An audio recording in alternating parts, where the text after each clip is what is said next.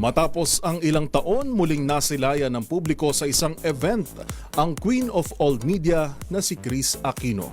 Maligaya naman ang celebrity makeup artist na si RB Chanco na muling naayusan ang naturang TV host. Narito ang Showbiz Report.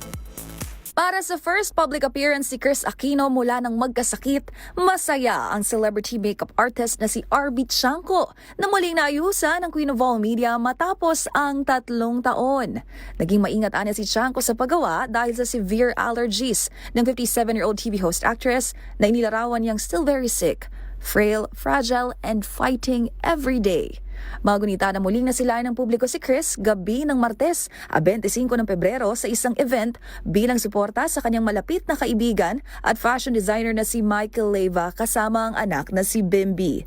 Samantala sa Instagram, shinare naman ni Chinita Princess Kim Chiu ang ilang kuhang larawan nang bumisita siya sa tahanan ni Kris Aquino. Present din dito ang aktres na si Miles Ocampo, gayon din ang writer na si Darla Soler. Flex din ni Kim ang natanggap na early birthday gift mula sa kanyang ate Kris. Magunita na kamakailan lang, sa kabila ng mga umuugong na balitang magbabalik trabaho ang TV host, nilinaw nitong hindi pa rin siya fit to work at ibinunyag din ni Kris na single na siya. Para sa MBC TV Network News, ito pa ang Showbiz Angel ng DZRH TV, una sa Pilipinas, una sa Pilipino.